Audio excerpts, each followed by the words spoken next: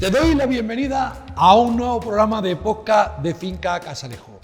La semana pasada creo que fue un programa muy interesante y estuvimos hablando de qué papeles, qué permisos necesitas para tener gallinas en casa o bien para tener una pequeña explotación. Recuerda que hubo una palabra muy importante, que es esa que nos tenemos que grabar casi a fuego, que es el rega. Bien, pero hoy tenemos un tema no menos interesante, que además es ese tema que nos tiene a todos explotándonos la cabeza, que es el tema de la ley de bienestar animal. ¿Es para estar preocupados con esa ley? Pues para ello hoy contamos de nuevo con dos especialistas. José Luis Justo, que es, recordad, el presidente de Ganeca y vicepresidente de la Federación, y Miguel Ángel Esteban, vicepresidente de Ganeca y vicepresidente de FESACOCUR. Pues nada, buenas tardes de nuevo y hoy tenemos otro torito que torear. Encantados de estar por aquí de nuevo. Pues nada, José Luis, esa ley de bienestar animal, ¿es para que estemos realmente preocupados o podemos relajarnos? ¿Qué tienes que decirnos? A ver, nos puede afectar en varias cosas, pero en realidad las cosas más importantes por las que nos puede afectar esta ley no están ni en la ley. Son cosas que vienen de hace más de 25 años. Luego miraremos por qué. Así que para nuestro manejo habitual, para lo que hacemos habitualmente cuando estamos hablando de temas que lo veíamos en el capítulo anterior, que tienen que ver, por ejemplo, con un rega. Si yo tengo un registro ganadero, esto que voy a decir es fundamental, es la clave para entender todo lo demás. Si yo tengo un registro ganadero, no son animales de compañía. Punto 1 de lo que regula la ley, que es del 28 de marzo de ahora mismo, de este 2023. Calentita, calentita. Bien, si nos ponemos aquí, decimos que en lo que leemos, en el Boletín Oficial del Estado, como hemos dicho antes, vosotros ponéis Ley 7/2023, Bienestar Animal. Os metéis en un buscador, buscáis que aparezca el BOE para realmente tener la ley en sí y en un comentario de por ahí, y os lo podéis leer. ¿Y qué es lo primero que me dice? Que esta ley se centra en los animales de compañía. Nuestra gallina, unas ocas que tenemos, unos faisanes, 4 pavos, son a veces incluso un poco como nuestras mascotas, son nuestros animales de compañía. Pero si tenemos un registro ganadero, jurídicamente son ganado. Qué importante es lo que está diciendo José Luis. Nosotros podemos tener gallinas, podemos tener algún pato en casa, como animal de compañía, porque los queremos, los amamos, pero daos cuenta lo importante que era aquello del rega. Si nosotros los tenemos como ganadería, va a significar que tenemos como una protección, un escudo frente a la ley de bienestar animal. Es que es un tema importantísimo. Ahora bien, está el caso de que lo que tenga sean otro tipo de animales silvestres, quiero decir, de aves, como puedan ser algún cisne, algún pato mandarín. Ahí eso ya es otra cosa. Ahí ya interviene dentro de la ley de bienestar animal que se tiene que desarrollar, pero aún no se ha hecho porque tienen 4 años para desarrollarse el tema de los listados positivos. Pero date cuenta, grábate a fuego eso de rega, rega, rega, porque es un escudo, una protección contra la ley de bienestar animal. Sigue, José Luis. Algo fundamental, y ya lo explicamos en el capítulo anterior, tener un registro ganadero no es una pega, no es un quebradero de cabeza, no es algo que haga una administración pública para ponernos palos en las ruedas. Por un lado, lo acabamos de decir ahora mismo, nos permite tener las espaldas cubiertas cuando tenemos el concepto de aves de corral. Y por otro lado, además, también nos permite estar cubiertos cuando, pues en algún momento se ha hablado, hay un problema sanitario, lo de la gripe aviar. Yo tengo un foco de gripe aviar, imagínate, a 15 kilómetros de mi casa. Y yo, como tengo miedo, no he hecho nada, no he dicho nada a nadie y las tengo ahí. Problema. En realidad, aunque estén en el corral, yo no las tengo. No existen. No existen porque no tengo un registro ganadero. ¿Qué me pasa? Que si yo tuviese el registro ganadero, la administración pública competente, es decir, mi Consejería de Agricultura, Ganadería, me llamaría y me avisaría y me diría: oye, tienes un foco a 15 kilómetros, tus gallinas están en peligro, deberías de meterlas a resguardo para que no cague ningún animal silvestre que pase por ahí y se te infecten. Así que un rega no es un problema, ni es algo que hagan para fastidiarme, sino que puede ser mi aliado para evitar que mis animales se mueran. Aquí aparece una nueva palabra que debemos de tener en cuenta: responsabilidad. Cuando hablamos de la gripe aviar, que estamos hablando que además es algo que es una pandemia, está afectando además en todo el mundo, el otro día lo recordaba yo con mis amigos peruanos, al final esa palabra de responsabilidad tenemos que concienciarnos y poner todas las medidas necesarias para colaborar con las autoridades y procurar en la medida de lo posible que esto acabe cuanto antes. Eso sí, deben de llegar las vacunas también, y desde aquí lo reivindico, que a ver cuándo pueden llegar las vacunas para que este problema mundial termine. Pues nada, José Luis, sigue. Pues respecto a lo que es la ley de bienestar animal, yo creo que la primera incógnita gorda ya la hemos resuelto. La ley de bienestar animal tiene un montón de cosas por desarrollar. Veremos si se desarrollan o no. ¿Por qué? Porque, como bien tú has citado antes, está por una parte el desarrollo de los listados en positivo. Para mí, como experto en temas de biodiversidad, con 30 años largos, ya más de 30 de trayectoria en temas de biodiversidad, esto es una aberración, esta ley. ¿Por qué? Por supuesto, los primeros preocupados en el bienestar animal somos nosotros, la gente que tiene animales y que además, como ya hemos explicado también en el capítulo anterior, hay cierto vínculo afectivo, porque muchas veces tú eres criador, tú has cargado los huevos en la incubadora, has estado cuidando a los animales desde el momento que han nacido, has estado buscando líneas para seleccionar, sabes, casi, podríamos decir que casi conoces cada animal de los que tienes. A veces sí, a veces no, pero muchas veces les conoces. ¿Qué quiere decir eso? Que nosotros estamos muy preocupados por la parte de bienestar animal, pero ¿por qué nos parece aberración en muchos puntos que luego de forma colateral nos pueden afectar? Por un lado, esta ley se ha fraguado en algo que a mí me sigue chocando, porque cuando tú tienes una enfermedad, vas al médico, no vas a ver tu amigo el del bar que tiene un taller de mecánica. Y cuando tú tienes un problema jurídico, vas a ver a un abogado a que te asesore. Entonces, lo que es un poco extraño es que el bienestar animal, que en este caso además ya queda claro en la misma ley que te está hablando de animales de compañía, el tema de regulación de animales de compañía nos podría venir de dos ámbitos. Uno, lo hemos dicho con el rega, el ámbito ganadero. ¿Dónde se ubica el ámbito ganadero? Ministerio de Agricultura, Pesca y Alimentación, que tiene una Dirección General de Ganadería con la que nosotros nos reunimos de forma habitual todos los años para determinados temas que tienen que ver con los planes de conservación oficiales de razas autóctonas reconocidas.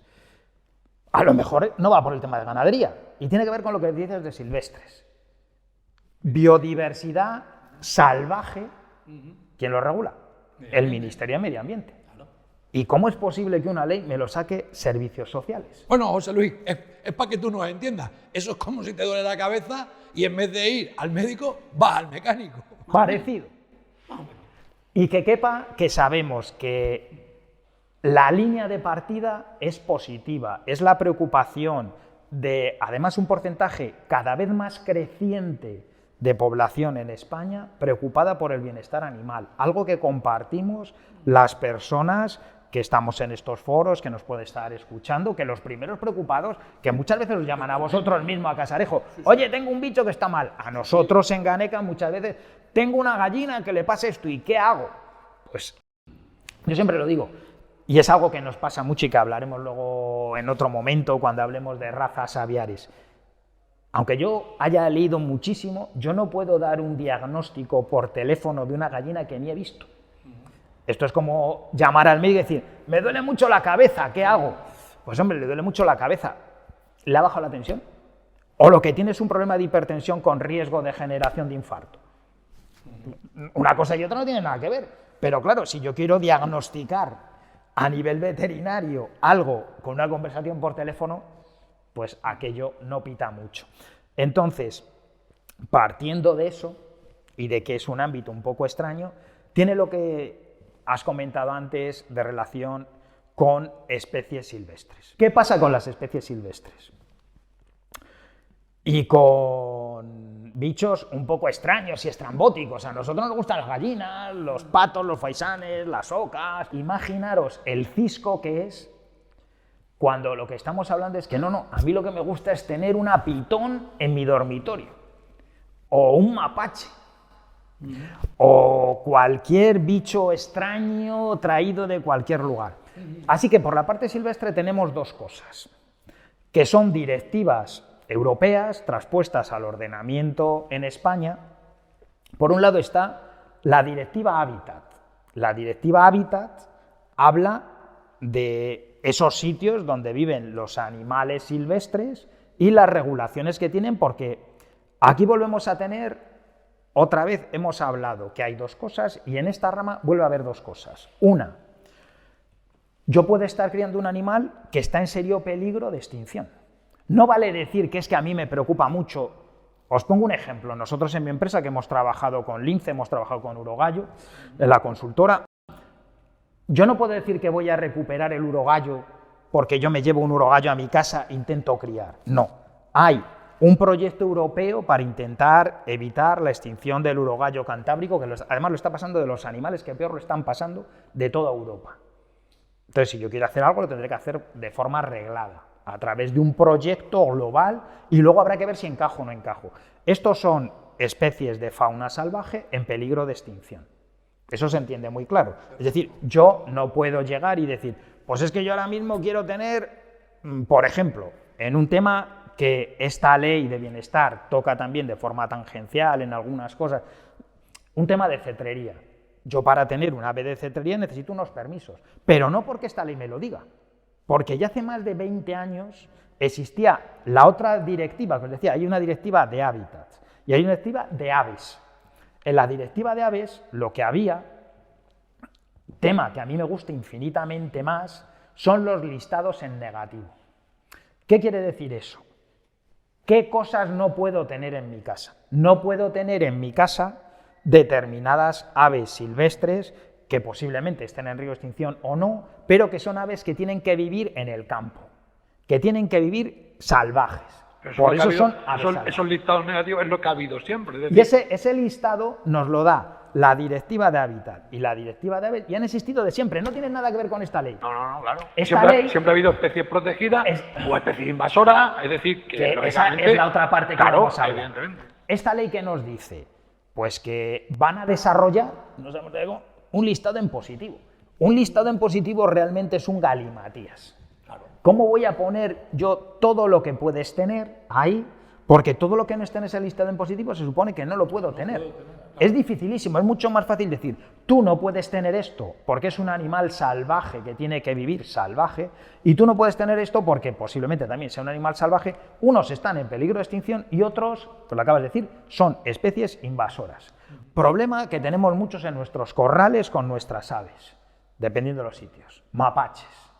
Los mapaches, que lo llaman, ¿cómo era? Osito, no sé qué, lavador, porque lavan mucho las cosas y se lavan mucho las manos. Los mapaches son una especie invasora que nos viene del continente americano, que ha invadido y, por ejemplo, que nosotros lo conocemos directamente, y han tenido problemas y han tenido que tomar un montón de medidas correctoras. El INIA, el Instituto Nacional de Investigaciones Agrícolas, de ahí viene nuestra afición y mi afición por las gallinas.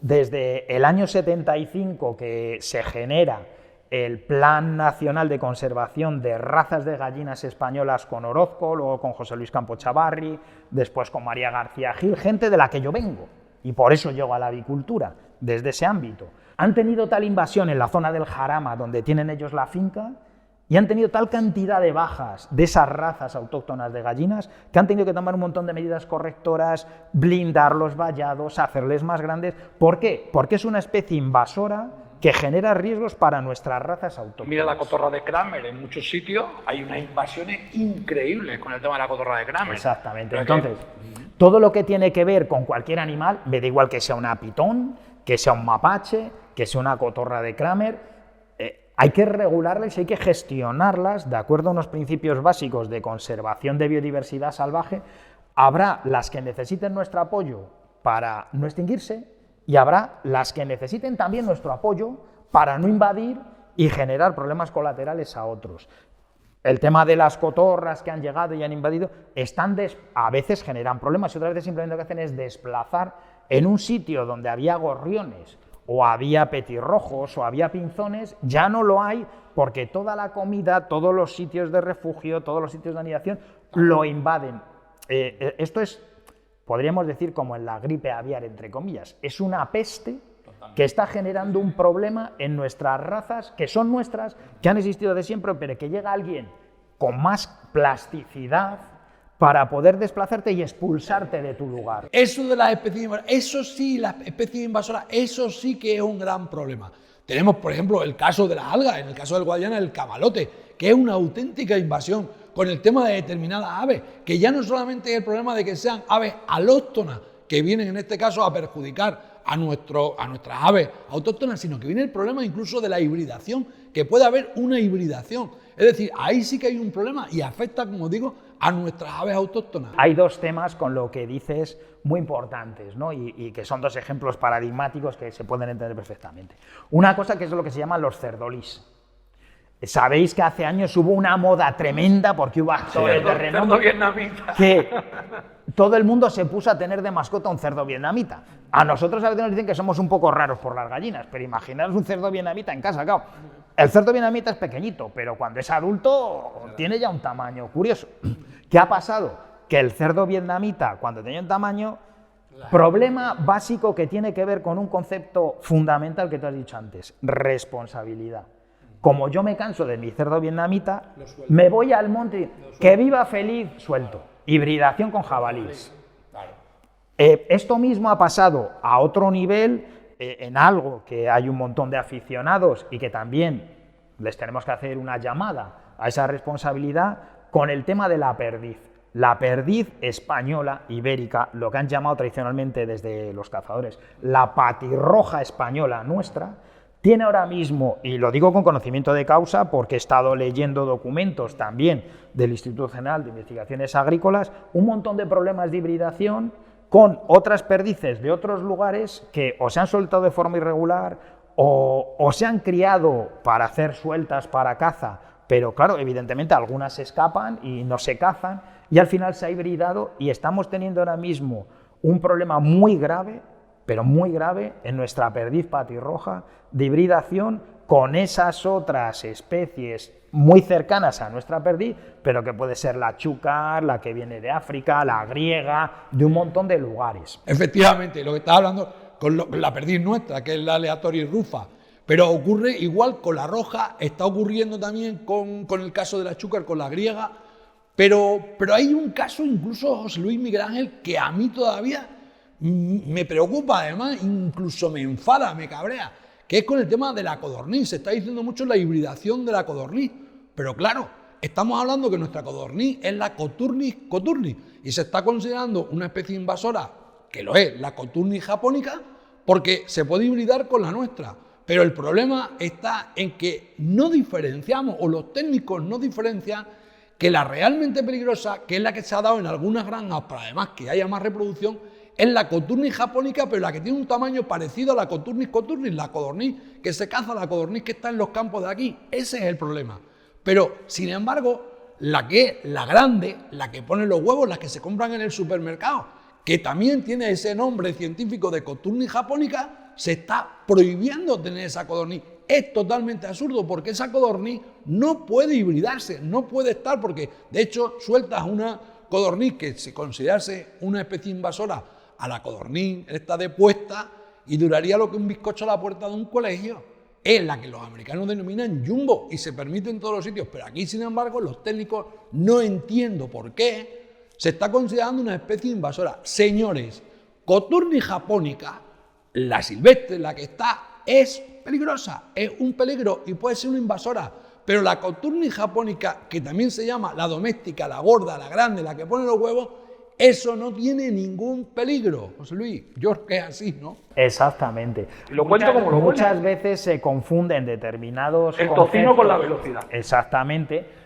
Y se intenta corregir un problema tomando una serie de medidas que nada tienen que ver. Hay un tema que tiene relación colateral con nosotros como FESACOCUR, que tiene que ver con lo que comentabas con las especies silvestres y tiene que ver con determinados pajaritos, con el tema de los fringílidos, los jilgueros, verderones, todas esas cositas que cantan y que aquí en España se ha considerado siempre que se pueden coger y se pueden tener. La directiva de aves de hace más de 20 años nos dice, como hemos dicho antes, a ver, si es un animal que tú has reproducido, que tienes unos permisos, a lo mejor necesitas un CITES porque es del extranjero, a lo mejor necesitas determinado permiso.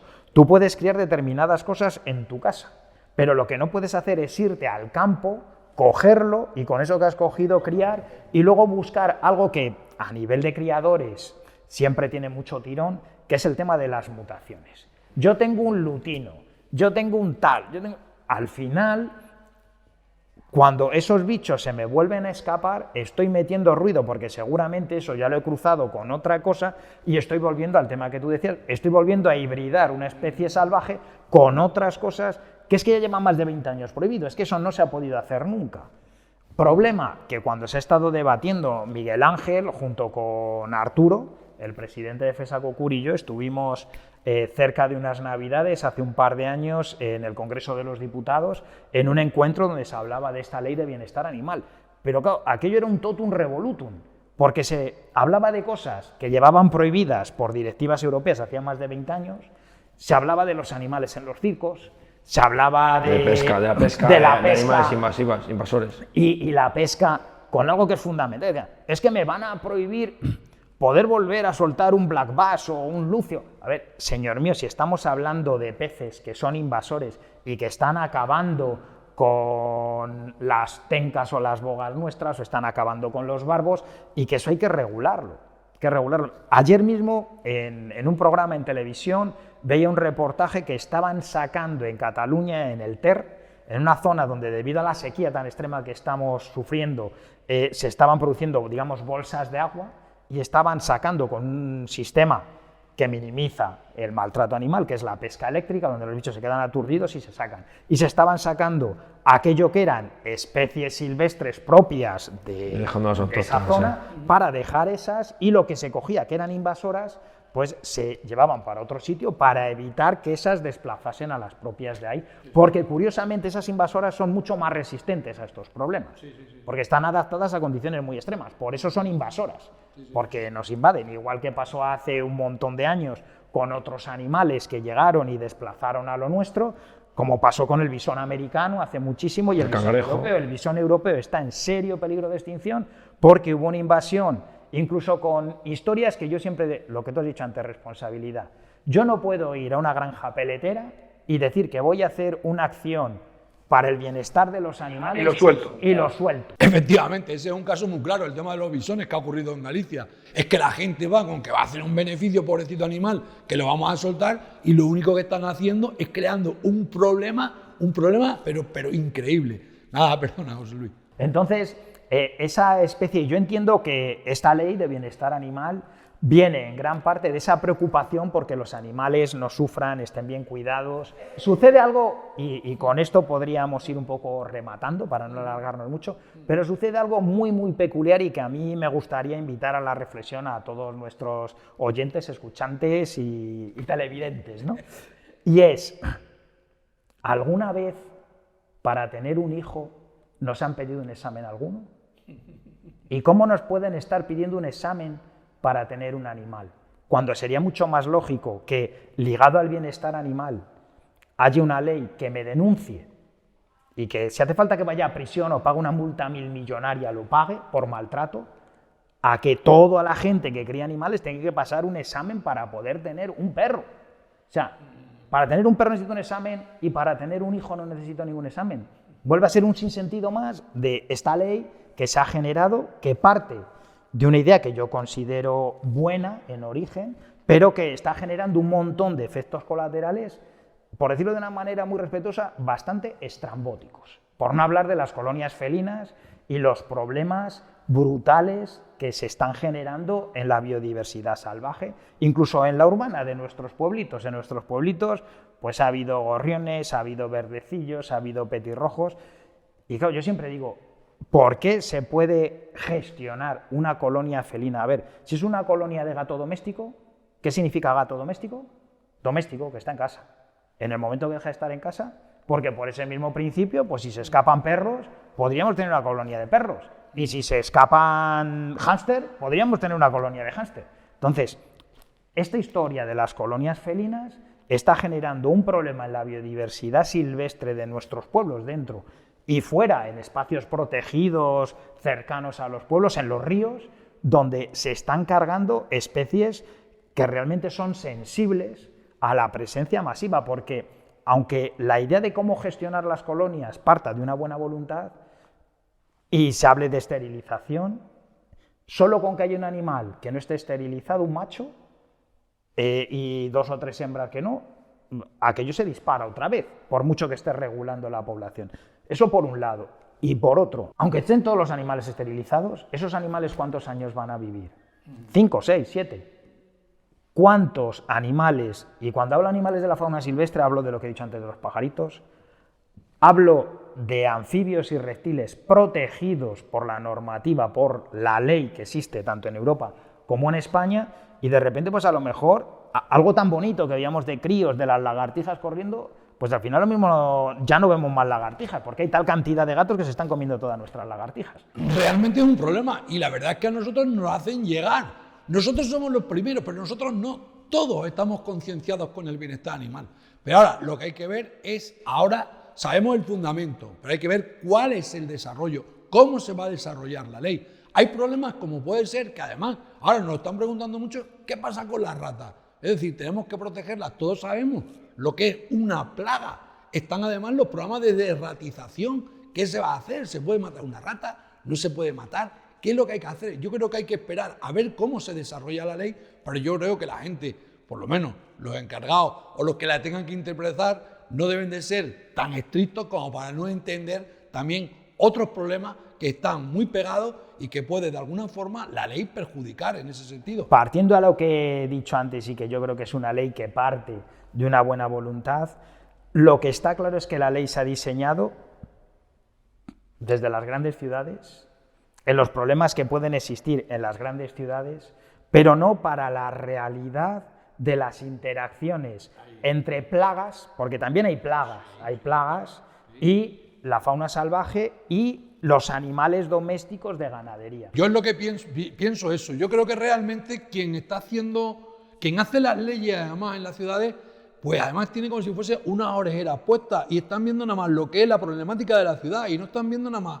el problema de los perros y de los gatos. Pero en este caso están ignorando muchas veces la realidad rural. Están obviando el tema de nuestras gallinas, de nuestros patos, de nuestros gansos. Y yo creo que eso realmente, José Luis, ese es realmente el problema. Es de que cuando se está legislando no se conoce nuestra realidad rural. Lo que dice José Luis de la desconexión del mundo rural con el mundo urbano, se han planteado varios problemas, por ejemplo, con los mastines. En la ganadería extensiva se utilizan mastines que van sueltos, no van con la cadena como por la ciudad. Y se ha dado algún caso de la gente que denuncia abandono de sus perros. Y encima, además eso, que imagínate a la persona, al pastor que tiene el mastín, que le tiene en la montaña con sus ovejas, la ley antes tenía el tema también de llegar y no permitir ni siquiera criar, menos mal luego que se ha podido cambiar la ley, ¿no, José Luis? En este caso específico que decís, lo que son los perros de trabajo de uso ganadero están sujetos a una excepcionalidad. Entonces, no tienen que cumplir todas estas cosas que nos comenta la Ley de Bienestar Animal. Ha sido como un punto de luz, un poco en darse cuenta que, claro, una cosa son los perros de tu casa y otra, un perro de trabajo que además, algo fundamental y que tiene que ver con la desconexión que también comentaba Miguel Ángel. Un mastín feliz es un mastín que trabaja, que disfruta haciendo algo, un mastín que está con el ganado, un mastín que se mueve libremente, que controla su territorio y que sabe cómo actuar en su territorio. Y ese mastín, aunque pueda parecer una paradoja, y aunque esté, por eso es un mastín y tiene las características morfológicas que tiene, aunque parezca que es un perro abandonado, que no está abandonado. Es un perro que pasa frío porque está en el monte en invierno, que no pasa frío. Como yo digo con las gallinas el abrigo de pluma le llevan todo el año, frío no pasan. El mastín tampoco pasa frío. Hay gente que se piensa que es más feliz un mastín encerrado en un piso en mitad de una ciudad. Eso sí que es una aberración, porque ese animal, durante miles de años, cuando se empezaron a criar molosos para acompañar al ganado y al ser humano, fue un animal que se fue gestionando gracias a crear esas razas de uso, con esos usos, para vivir en ese entorno. Pues yo creo que ya hemos disipado bastantes dudas de la ley de bienestar animal. Pero no obstante, quería también deciros, Miguel Ángel José Luis, el otro día estuvo aquí grabando un programa vuestro presidente, el presidente de FESACOCUR, Arturo, y estuvo diciendo que la ley de bienestar animal podría de alguna manera afectar un poco también a la movilidad. Y en el caso, por ejemplo, de la movilidad estamos hablando, pues cuando vamos a exposiciones y tenemos que transportar a los animales, ¿de qué forma puede la ley afectar, la ley de bienestar animal, a la movilidad de los animales? Volvemos a lo de antes. Si tenemos un registro ganadero, no estamos sujetos a ley de animales de compañía y lo que tendremos que cumplir en los movimientos es lo que nos señala la reglamentación de transporte y bienestar animal, no la de animales de compañía, sino la ley, la legislación que tiene que ver en ganadería, que además es curioso porque aquí se juntan las dos cosas. Hay todo un marco normativo a nivel jurídico donde se habla de bienestar y transporte. ¿Por qué? Porque esto de esta nueva ley del año 23 no es un invento de algo que de repente se ha tomado conciencia. Se lleva muchas décadas en la Unión Europea hablando de lo importante que es garantizar el nivel máximo de bienestar cuando se transportan animales. Y hay toda una normativa anterior a esto que nos dice cómo se tienen que hacer esos transportes. Entonces, siempre que estemos metidos bajo el paraguas del REGA, tendremos que cumplir esa parte.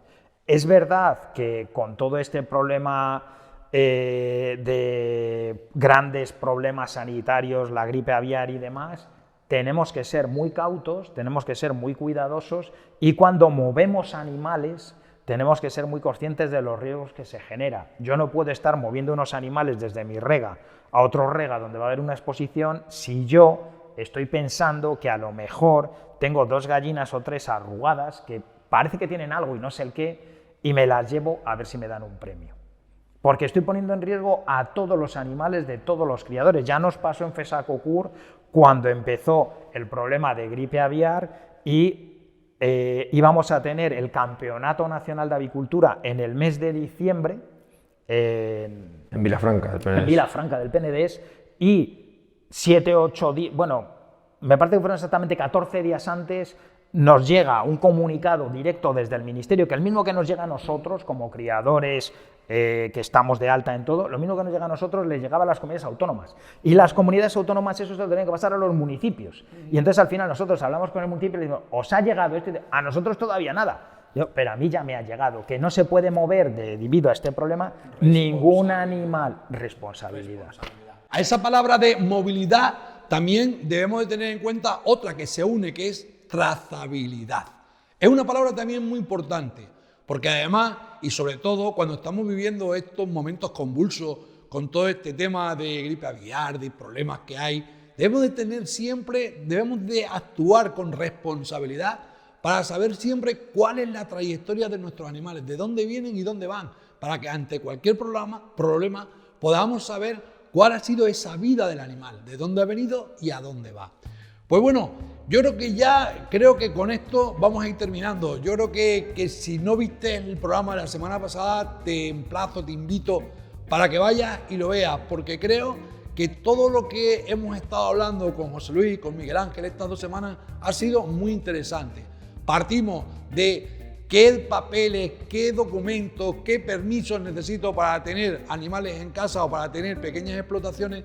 Hemos hablado también incluso de cómo podías, a qué ley o a qué te tenías que acoger para poder comercializar los huevos, los pollos que estábamos criando en casa. Y luego hemos hablado hoy en el programa sobre la ley de bienestar animal, esa ley que nos está preocupando y que hemos visto de alguna forma, si somos capaces de enlazar los 2 programas, es que si con esta ley que nos preocupa mucho vemos el programa de la semana pasada, nos damos cuenta lo importante que es tener nuestro rega, porque de esa forma, como decía y explicaba perfectamente José Luis la semana pasada y Miguel Ángel, tenemos un escudo, tenemos una protección frente a la ley de bienestar animal, porque realmente estamos en el mundo de la ganadería, no en el mundo de los animales de compañía. Por tanto, yo pienso que la suma de estos dos programas nos ha aportado mucha información. Y ahora solamente me queda dar las gracias a Miguel Ángel, dar las gracias a José Luis y bueno, y decirles que esta es su casa. Bueno, y a ti te digo que el próximo domingo te espero de nuevo. Te espero con un nuevo programa de podcast de Finca Casalejo, que estoy seguro que te va a gustar. Pues nada, chao.